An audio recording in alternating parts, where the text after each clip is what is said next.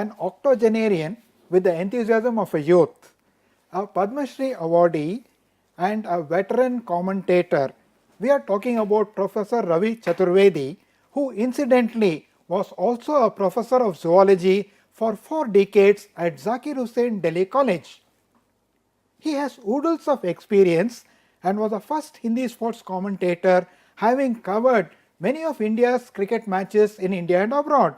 Sir, welcome to Turf Talk on TrinityMirror.tv. Sir, at the outset, can you please recall memories of your close to 5 decades of commentating on Indian sport, the highs and lows, and also special occasions? As you have said once, that India winning a test match at Port of Spain, West Indies, chasing a target of 400 plus, I think in 1976, is a fond memory for you. So can you please elaborate, sir?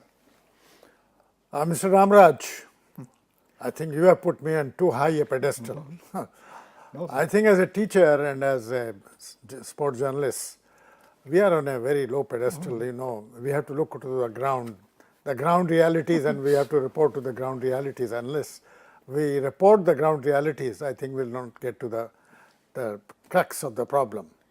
Anyway, coming back to the basic question which you raised about my fondest memory, I won't say the fond memory, is the great test match of Port of Spain of 1976. There is a preface to this test match.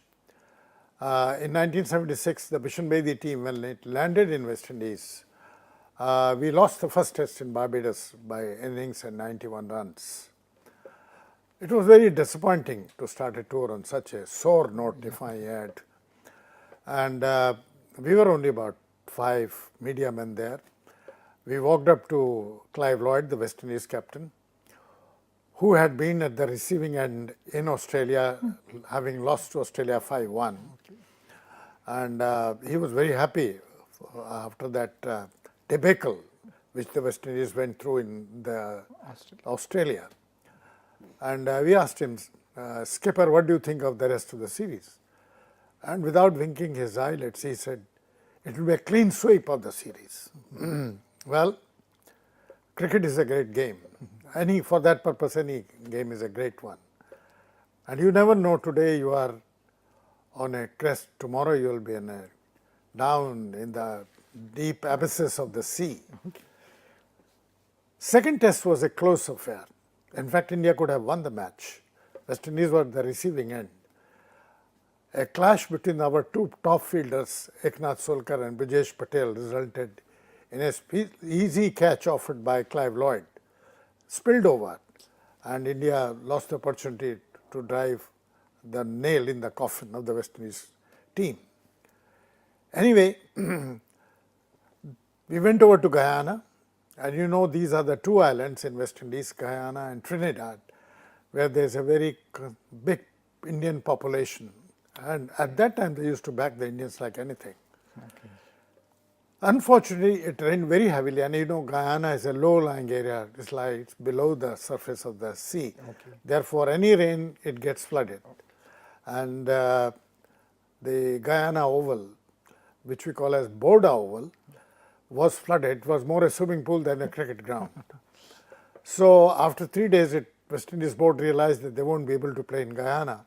So the test match was again shifted to Trinidad. Okay. And when we came back to Trinidad, for 4 days, the West Indies had the upper hand. And Clive Lloyd declared the West Indies innings with a challenge of asking India to score more than 400 runs, 403 runs, for a win. Let me also point out a very significant factor in this issue, that the Indian team in West Indies was considered to be 2.5 batsman team. That is, they considered Sunil Gavaskar and Gundappa Vishwanath as complete batsmen, so 2 batsmen, and rest 9 half team, half batsman team. Okay. That is 2.5 batsman team. Okay. And it was a challenge of Himalayan magnitude. A team of 2.5 batsmen had to score more than 400 runs to win a test match, which had not been accomplished by any test team so far in the history of international cricket, except the legendary great Bradman's team, which accomplished this feat in England at Leeds in 1948 by scoring more than 400 runs in the fourth innings. The way we came back, Gavaskar got a century, Anshuman Gaikwad gave him a good start, 69 runs. Sunil went on to score 106, and when Gavaskar was out, we thought our hopes came down. But there was a very stubborn partnership between Guddappa Vishwanath and Mahendra Ramanath. As a last resort, the last trump card in the armory of Clive Lloyd was the second new ball, which was handed over to Michael Holding. And that was the time when Mahendra Ramanath and Guddappa Vishwanath played the best of the knocks of their life. Vishwanath was at his best with the super timing of his wrist. He hit his square cut, he cover drove. Whenever he tried to overpitch, he tried to york him, he cover drove him. Whenever he tried to outswing him, he square cut it. And Mahendra Ramanath defended very bravely and lost no opportunity to score a run. Unfortunately, Vishwanath was out after scoring 112.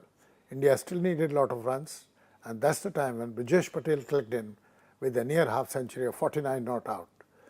Mahendra Ramanath was unfortunately run out, but then Madan Lal came and saw India through to 406, which signaled the second victory in international cricket, and that too by a team of 2.5 batsman team.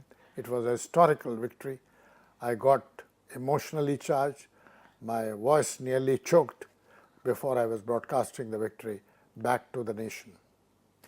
Sir, any other such kinds of, in your all these years of coverage, some moments which we can cherish and which the younger generation should definitely hear from you? You see, what you experience and what you digest for the first time remains memorable. And whoever does this also becomes a part of the memory.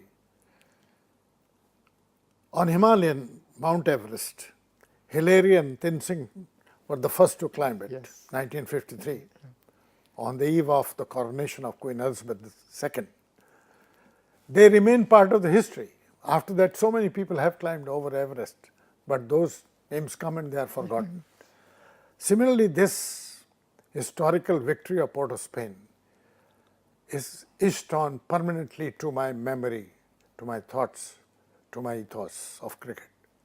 But anyway, there's another very interesting incident, which is again an overseas incident. This was India's tour of Australia, down under, 1980-81, where again we were at the receiving end. We had lost the first test very badly. We were bruised and battered. Sandeep Patil was hit on the head by Len Pesco, and we thought maybe it was another incident like Nari Contractors of 1962 of West Indies, and that was the end of Nari Contractors' cricket innings. Fortunately, Sandeep is a brave Maratha, so he came back and scored a scintillating 147 at Adelaide, which was a drawn test. Maybe that gave confidence to the Indian team. But we came to Melbourne Cricket Ground, MCG, for the final test. Again, we were at the receiving end. And Australia didn't have to score much in the second innings to win the match. And such a great batting lineup led by Greg Chappell. And they had great batting lineup. And that is where the evening started on a very positive note when Karsan Ghavri got Greg Chappell out, bowled round the leg. It was a beautiful ball. The problem in the Indian team was, even then we never thought that we'll come back and win. Kapil Dev had strained his muscle, and we thought he was our main bowler because both our spinners, Yadav and Dilip Doshi, they too were not fully fit. They were bowling all right, but they were not fully fit. Doshi had a problem with his toe. Similarly, Yadav had his problem with his toe. So, and we thought that with the Kapil Dev rendered hors de combat, as you call in French, I thought that it was an uphill task, but he recovered in time and came back next day and bowled India to victory. It was again a historical victory. So these two victories, I think, were a very important component as far as the Indian cricket history is concerned. And I am very lucky as a humble teacher that I am also part of this history as a commentator. Sir, again, you're talking about memories etched. So 1983 is also a very memorable year for India, Kapil Dev winning the World Cup. So something about India's that first victory which sort of boosted cricket, and today we find a lot of these younger cricketers coming up, maybe riding on that. So what are your thoughts on that, sir?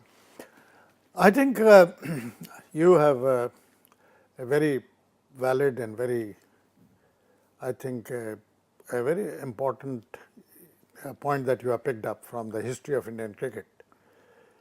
If we look at the India's win in 1983 World Cup cricket, is a turning point in cricket. Till then, the West Indians were considered to be the mighty cricketers of one-day cricket. They were the champions of one-day cricket, instant cricket as we called it, like instant coffee. Yeah. So, and they had all the component, the fast bowlers, the greatest fast bowlers known at that time, the great batting side, a very able wicketkeeper, Drake Murray. Yeah.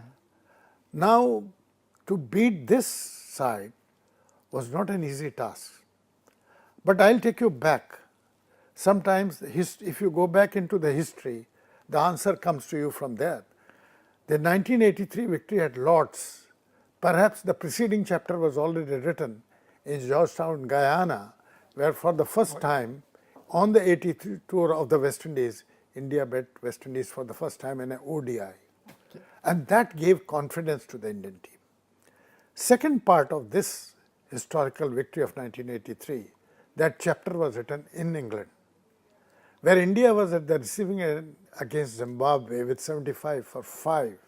Your top cream had gone, where Kapil Dev scored a brilliant, a gallant 175 and brought India back into picture. If India had lost that match, you were out of the World Cup. You were nowhere in reckoning. Yeah. That was the turning point. Then in the final, a score of 183 was hardly a challenging score for a mighty batting side of West Indies. Where was the turning point? If you ask me, I could be wrong in my judgment, in my opinion, I would say, I thought for a moment that the West Indians were overconfident. A small total is always very deceptive. You know, you could think, well, it could be accomplished easily, but it becomes daunting as time. It became daunting for the West Indies because they took it easy. The short arm pull, which Clive Lloyd tried on Madan Lal, he tried to hook it, which should have been a short arm pull, resulted in a scare. And Kapil Dev knew it was the opportunity of the lifetime. And he ran across, darted across the Lord's, the holy ground of Lord's, and finally caught it. I think that was the turning point. And if you asked me earlier, as we say in India, the Sri Ganesh was started by Sandhu, by clean bowling when Greenwich tried to shoulder arm the ball and he knocked his hop stump off. So that was a good beginning. It was a beginning to show that we have started on the right foot. And when with the dismissal of Viv Richards, Viv Richards, yes. I think that was another turning point. And then I think again, nobody tried to, stay at the wicket and take time to settle down. Everybody thought that they will come and hit here and there and then go through. And the West Indies team crumbled like a pack of cards. And India had an easy victory. Imagine, not a fast bowler. I will call him gentle, medium pace, pineapple, polite Mahendra Manath, getting so crucial and so important wickets to get a Man of the Match award, to get the Man of the Series award. So that was the turning point in cricket as far as the World Cup was concerned. And that showed that there's another part of the world where also cricket could pick up. And as you very rightly said, that was also a great encouragement for the youngsters who were into cricket to take to the game. And I think India really reaped heavily on that, because then we won another championship in 1984 in Australia, the World Championship under Sunil Gavaskar. Yeah, and Ravi Shastri got the Audi car. Yeah. If you remember. Yeah, yeah. I remember Ravi Shastri for getting the award, not the car. So for youngsters, for us, Audi was a big name then, sir. So other thing you're talking about India-Pakistan cricket, 1999 is again a kind of some kind of a epoch there. The first test in Chennai, where it was almost like a winning match. We thought Sachin Tendulkar to take us through, but Sachin unfortunately had his first back spasm. Nayan Mongia got out. We lost, like you said, pack of cards, lost by 12 runs. And I was covering the match, and the first sentence was, there's a deafening silence. That's what happened to the stadium. All the noise, this thing, they couldn't believe the entire stadium that India could lose the match. Then again, we go to Delhi, and Anil Kumble wrote himself into history book, 10 wickets in innings. So your thoughts on these two matches on the 1999 India-Pak series, because Pakistan India are playing after a very long time, and you know they're not playing again. I'll take you back to, I'll take you back away from cricket for a while. I was covering a match, a festival match in Delhi between Commander-in-Chief of India and Prime Minister Levin in Harbakh Singh Stadium in New Delhi. And after the match, the players received the souvenirs, and as a commentator, I was also asked to get my souvenir. And the Prime Minister at that time was Mr. Narasimha Rao, P.V. Narasimha Rao. And India was playing a tournament in Sharjah. And in a semi-final, where India had a challenging score of more than nearly 250, we made it without much half. And we lost very tamely to Pakistan in the final at Sharjah, only a few days earlier. And Prime Minister Narasimha Rao asked me, Chaturvedi ji, what is all this? One day we beat such a mighty team like Australia, and next day we lose to Pakistan so tamely. I just, for 5 seconds I thought, and I said, sir, inconsistency is the hallmark of our nation. He smiled and he walked away. Now coming back to the question that you have raised, if you remember those days about which I mentioned, the 2.5 batsman team, invariably it was 1 or 2 batsmen scoring, others never contributed. And this was the reason that many times we lost matches, ODIs, test matches by single run. And Chennai is an eyewitness to the second tie test of the history of cricket, where we in 86, 87, we had a tie test against Alan Border's team, which India could have won easily. Again, you lost to Australia again in Chennai by 1 run in the 1987 World Cup. Now coming back to that match of 1999, over the years it has been seen that we depended on one great batsman. It was Sunil Gavaskar, it was Sachin Tendulkar. And somehow whenever the great man lost his wicket, the psychological pressure on the rest of the batsmen was so much. Then even if the target was 20 runs, 30 runs, 40 runs, which today they are making, but not at that time. And this target became, they panicked, unnecessarily ran themselves out. When you go through those scorecards, you will see at least 1 or 2 very easy run-outs. This only showed the lack of confidence, lack of planning, and nervousness creeping into their whole psychology of the team. And that's why India lost that match, which we could have easily won. Then the second match where Kumble got his... Well, that was history. You see, I remember, I've seen Jim Laker coming with the MCC team of 1952, captained by Nigel Howard. He was a good off spinner, but I can tell you, in India those days we had much better off spinners like Ghulam Ahmad Saab. He was a great off spinner. But over the years it developed. Another historical fact I would like to point out, Aussies always have been susceptible to off spinners. Take any team. The conditions were so good that he exploited very well, and every time the Australians played across the line and they were out. Now That's where Jim Laker made a history.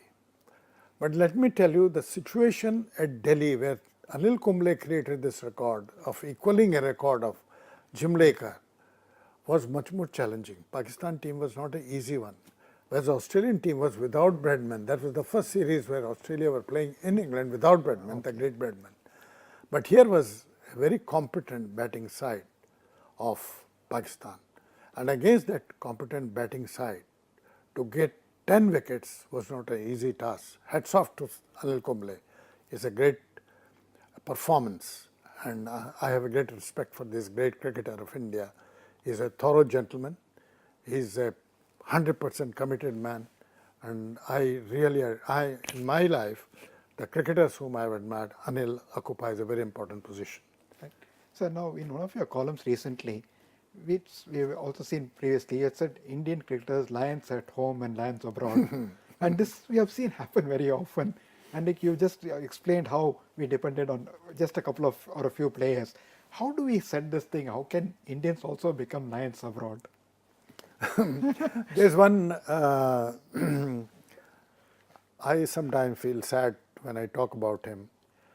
I spent very good time in '76 with the Indian team, and especially my childhood hero was Polly Umrigar. Okay. I remember '48 when I watched my first Test match in Delhi, the West Indies team which were playing against under John Goddard and India under Lala Manath. The present generation may not know these names at the moment even. And Polly Umrigar was a young man at that time. When he emerged from the pavilion, a tall, more than 6 feet tall Indian. India, not people, many are more than 6 feet tall. A shining, bright star with a Roman nose, white skin, and the way he walked onto the turf of Firozshah Kotla, it was a regal appearance of Polly Umrigar. And as a child of 9 years of age, at that time I wish I could shake hands with him. But destiny, you never know, takes you where it takes you, you never know. As it was destined to be in '76, I met him in Bridgetown, Barbados, at Kensington Oval, on the very first day of the Test match, and I introduced myself.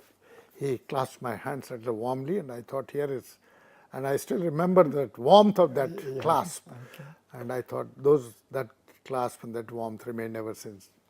We lived together, and he left me alone. We became good friends, and he was a great cricketing brain. When that Test match about which we talked, he analyzed after the Barbados Test that we were prone to the short pitch ball, what today we call a chin music. Yeah, sure. So when we came to Trinidad, Polly Kaka has always called him as uncle. So he employed bowlers and himself used his hand to not bowl, just throw the balls short so that they rise with the batsman, so they become accustomed to it. So I have great memories of Polly Umrigar as a personal friend also, and a great cricketer, a great all-rounder. Not many people in India know that in one Test match in 1962 at Kingston, the last Test match, he scored 162 and also got 5 wickets in the match. And in the Indian team, you will be surprised to know, and I have been an eyewitness to this, the fielding of the Indian team was known as that they used to drop catches by dozens. Yes. If the catch was 5 feet away, nobody will run. Yes. If the ball was going 2 yards away, they will just ignore it. When the Indian team was in West Indies in 1953, it was one of the very good series, very closely fought series. Unfortunately, our batsmen failed in the Barbados where we lost the match by few runs. Otherwise, that would have been the turning point. That Ernest Eitel, a great commentator and a journalist in West Indies who also used to work for BBC, he wrote about that Indian team. I have not seen many visiting teams field so well as this Indian team, where Polly Umrigar, Dattarao Gaikwad, J.M. Ghorpade, they were outstanding, and C.V. Gadkari.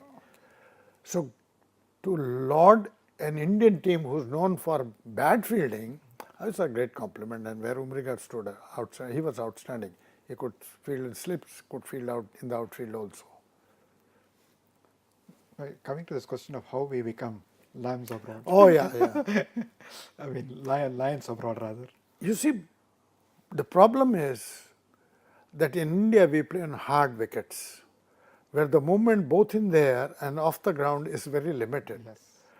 The cardinal principle of playing cricket for a batting side, and I am also a batsman of club level and college level, is that you play forward. Keep your bat close to your bat. This does not work well. In South Africa, if you see, this is what is happening. You have to wait, South Africa particularly, you have to wait for the bounce of the ball to come to you. If you play forward and the ball moves, it will take your edge. Secondly, if the ball is overpitched, moment is slightly overpitched outside the off stump. In India, usually you just step across and play a cover drive, but you can't do it there because the movement is so much that it will take your edge, and that was happening to most of our senior batsmen. Yeah. Now, this only shows, now I don't blame them. It is here the board is to be blamed. Here it is the management which is to be blamed. If you remember the good old days, whichever tour, whether teams were coming to play in India or we were going abroad to play, if you look at the cricket calendar of England, it starts in April. Yeah. Any visiting team plays the first match against Worcestershire. And by the time you play your first test, whether it's Leeds or wherever it is, you have already played 8 to 10 easily county matches, including one match against MCC where you are put up against a very strong side. So you get tuned, accustomed to the local conditions. And as a zoologist, as I wrote in my column, it is the body, it is the sleep cycle, it is the acclimatization of an entire body physiology to the local conditions, which takes time. It cannot happen overnight. Yeah. And that's where India lost the trap. So now, in the third and final test, the recent South Africa, which India won, we saw India play without a spinner for the first time. So it looked pretty strange because India is always known to have spinners in the team and all the teams. Can you recall some other, any previous occasions where India played only with fast bowlers and won a match too? Well, India had won certain matches because of Kapil Dev, Karsan Ghavri. But as you very rightly said, your question is more oriented and tilted towards the spinners. Yes, it's a very strange sight to find an Indian team without a spinner. Winning is secondly. In a team you don't have a spinner. That is something, unheard of and unthinkable. And that's where I think the reason is different, I think. I do not like IPL too much because I feel it is a bed of corruption. But there are certain good points in it, IPL too. IPL has provided you a wider net, a big set of players who are available to you, and you have tested them in IPL. In IPL, your youngsters rub shoulders with the international cricketers, they sit with them in the dressing room, they play with them in the field. So they get a lot of very rich experience, plus the money, forget the money part. And this has played very rich dividends to the Indian cricket. Nobody would have known Jasprit Bumrah. Nobody would have known many of these cricketers who are representing India today. Because of them, the bench strength of India is today very big. Secondly, this has also helped us to spot talents in different departments of the game. If Kirmani was injured, we were, panicky, who was the second wicket keeper. If Srinath was injured, we were panicky, who's the fast bowler. If Gavaskar was injured, we were looking who was the opener, who could play. But this is not the problem now. You look at the list of your openers, there are many still waiting in the wings. Yeah. Imagine a batsman who has scored a triple century in a test match, Karun Nair, is sitting outside. He is not finding a place in the Indian team. Even your fast bowling strength, you look, 4 are already playing. At home, you have easily 3 sitting. So therefore, your bench strength has become very strong. And as Nawab Patodi always said, play to your strength. We didn't have fast bowlers in the time of Nawab Patodi. Yeah. No Indian team before Nawab Patodi, they always played with conventional, two fast bowlers, two spinners. But he changed the whole strategy. He was the first who started playing with three spinners.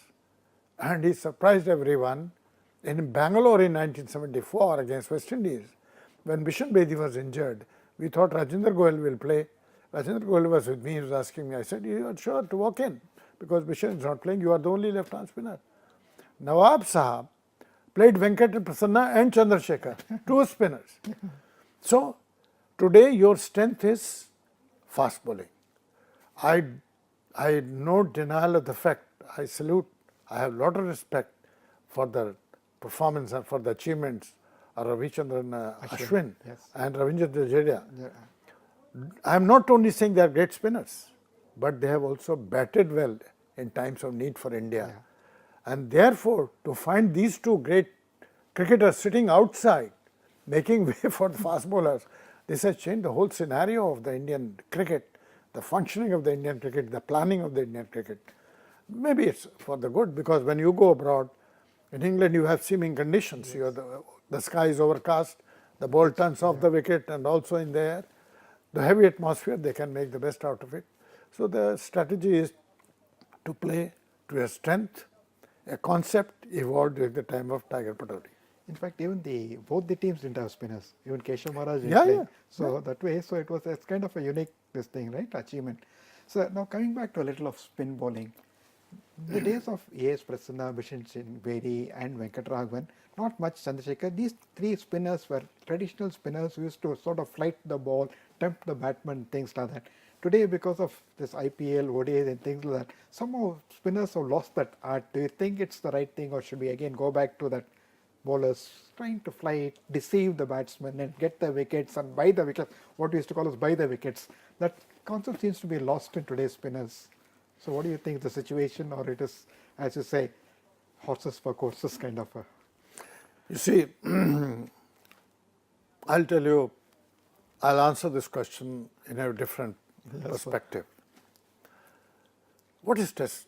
What is T20? If you ask me as an Indian, I look at different formats of cricket in the context of music. Yeah, that's great. T20 to me is a rock music. Okay. Da, da, da, da. It doesn't leave any lasting impression on you. ODI is a Bollywood music. It appeals to you for a while. You do like this. Test cricket is a classical Indian music which suits your heart. It touches your heart and leaves a lasting impression on your. Now,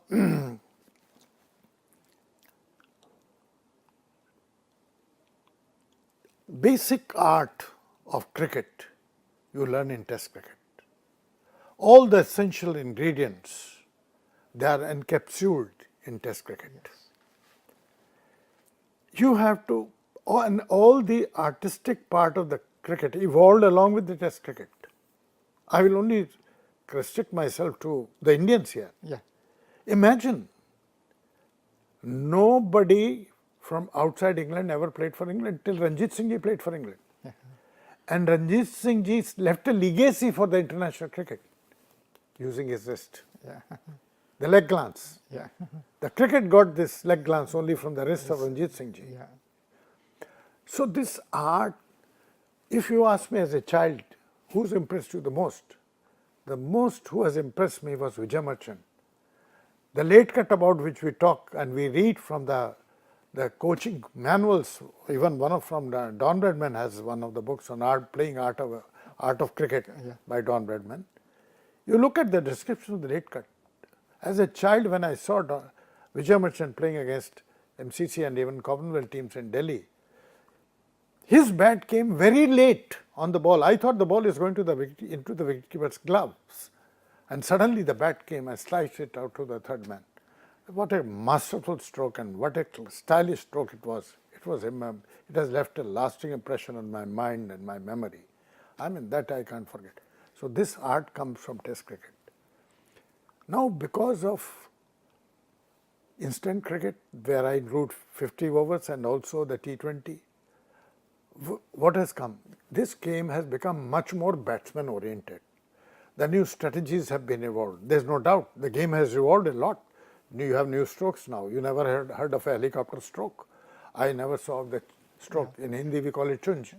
So running between the wickets has improved so tremendously. They look for an opportunity. Indians never were good runners between the wickets. The fielding has become so good. Unfortunately, in South Africa, they are not fielding so well. These have become a very important component of the game. The strategies have changed, how to restrict the bowling. We never thought the medium pacers should bowl little short of length, keep the batsman on the back foot, don't allow them the space to hit or to cut. So all these have evolved. But let's not forget the Test cricket. Test cricket is the mother of cricket. Can you ignore your mother? No way. You cannot. You can't disown your mother. That's it. But still looking at the demands of the market, I would say. Cricket is today the biggest marketing entity. Let's not forget, let's keep a balance. There should be a proper balance between Test cricket, ODI and T20. This is my feeling.